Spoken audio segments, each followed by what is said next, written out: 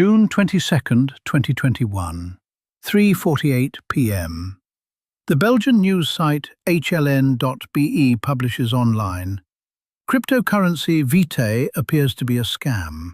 Justice authorities have taken the website offline and seized the VITAE tokens. At this exact moment, the suspects in the VITAE case were questioned for the first time. Not the second time, not the third, the first time. A secret, ongoing criminal case. A news article, precise information. Who passed it on? This is episode 2. In episode 1, we explained what the VITAE platform was. Today, we are going deeper. In the VITAE case, documents have been at hand for years.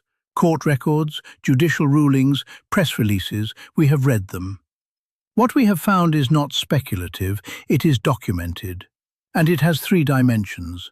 The origin of the investigation, the timing of the closure, and the media. Let's start with the most fundamental question. How did the investigation against the VITAE actually begin? Who initiated it? The investigation against VITAE was not initiated based on a complaint from a citizen. No VITAE member had filed a complaint regarding fraud with the Belgian authorities prior to June the 22nd, 2021. This was explicitly established by the Civil Court in Brussels on the February the 21st, 2022, and has never been refuted. The investigation began via an official report by an official of the Federal Judicial Police, the FGP in Ghent. This report from 2020 was a starting point. In Belgium, the police can initiate an investigation, ex officio, that is legal, and it is standard practice. The question we ask, and which remains unanswered to this day, is a different one. What was in that report? What concrete indications did they have? And why did it take more than 15 months after that before action was taken? 15 months. Why so long? In late 2019, early 2020, a secret criminal investigation into VITAE began.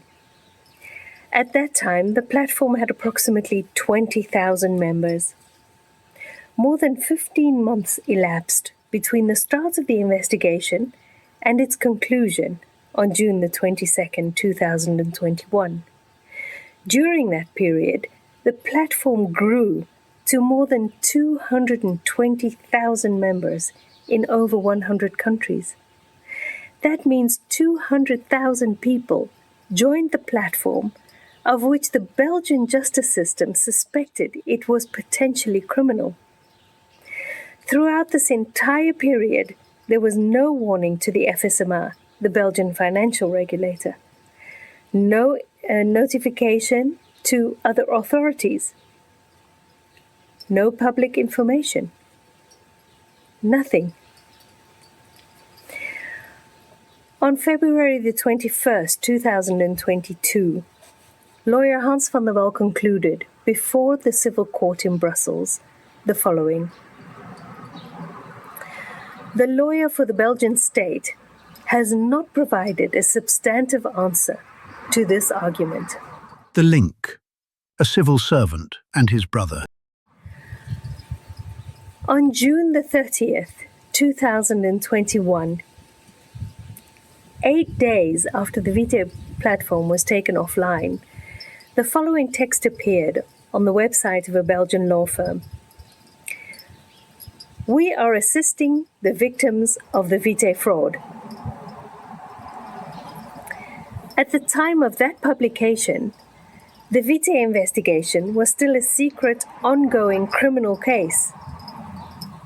There was no verdict, no judicial ruling, no official finding of fraud. Not a single one. So how did this law firm already have the word fraud in its marketing while the investigation was still secret? Lawyer Hans van der Wel pointed out this connection before the civil court in Brussels. The FGP official who initiated the investigation allegedly referred suspects to his brother's firm. The same firm, 8 days after the platform was taken offline, began recruiting the so-called fraud victims for an advance of €220, plus a 20% success fee. Documented facts, the connection. In June 2021, the closing of VITAE happened. The first interrogation of suspects began. June the 24th, 2021, press coverage. Global criminal organization was mentioned without evidence. June the 30th, 2021, Brother's office was stating, "We are assisting fraud victims," while the investigation was still secret and ongoing. Consequence? A complaint filed with the Committee P, Police Oversight. To date, there has been no public response. The media, an article at 3:48 p.m. On June the 22nd, 2021, at 3:48 p.m., HLN.be had Laatste Nieuws, one of the most widely read Belgian newspapers, published the article, "Cryptocurrency VITAE appears to be a scam." This article contains precise information regarding the nature of the measures being implemented at that moment. The result?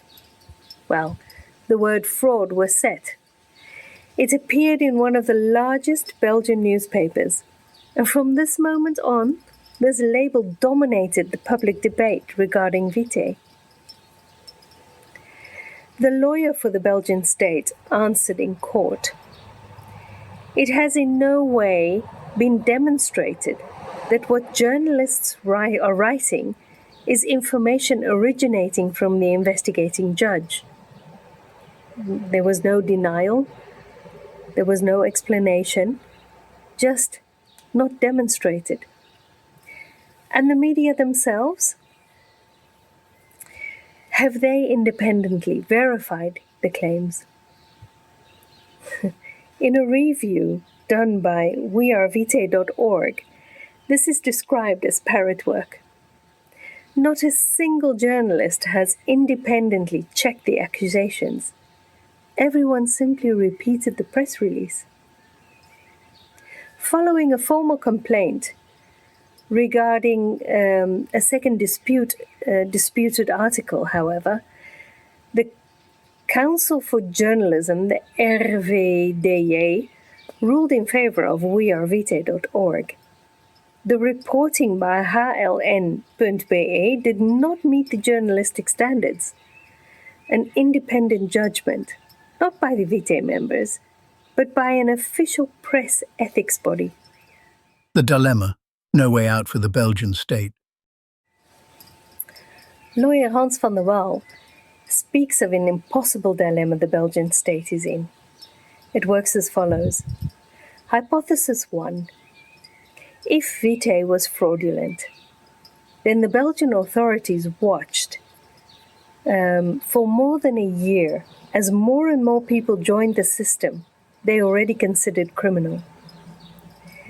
The state's liability is significant. They should have intervened much earlier and could have protected hundreds of thousands of people in doing so. Hypothesis 2. If VITAE was not fraudulent, then the blocking on June 22nd, 2021 was unlawful and disproportionate from the start. The state is liable regardless. So 220,000 people were harmed without cause. There is no third scenario in which the Belgian police can get away without responsibility. Not a single one. And to this day, the Belgian authorities have provided no substantive answer to this dilemma documented in public court files. The timing, 3 coincidences too many. 3 documented facts regarding the timing of the closure on June the 22nd, 2021. Each individually would be remarkable. Together, they are difficult to explain. First fact, the VQF certificate. At the end of June 2021, a few days after the closure, VITAE AG was to be granted the official VQF compliance certificate in Switzerland. This certificate confirms the company operates in accordance with applicable regulations. Second fact, the GitLab code. In the source code of the VITAE platform, the GitLab development repository, analyzed after the closure, it was recorded that new features and applications would go live in the weeks following June the 22nd. The shutdown occurred approximately 1 week before the next development step of the platform. Third fact, the FINMA letter. The FINMA, the Swiss financial regulator, had a so-called non-action letter at the time of issuance. This letter reportedly officially confirmed that VITAE AG does not conduct unauthorized financial activities in Switzerland, the opposite of the Belgian accusation. So this document did not arrive on time. Whether it was a coincidence, that is for everyone to judge for themselves. What we do know, the timing was the worst possible for VITAE and its 220,000 members, and the best possible for everyone who wanted this project to fail. What remains? Facts without answers. What remains are facts without answers.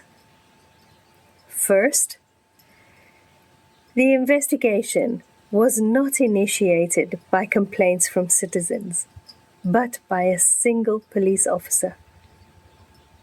Second, that officer allegedly referred suspects to his brother's office, an office that was already recruiting fraud victims 8 days after the closure. However, before the VITAE case, this law firm never stood up for victims of fraud. And third, the timing of the closure blocked 3 developments that could have legitimized or strengthened VITAE. We do not know if it was intentional. We know there is no explanation for it. And after 5 years, no one is waiting for coincidence as an answer anymore. So if this story touches you, do 3 things. First, share this episode with someone who has a passion for justice.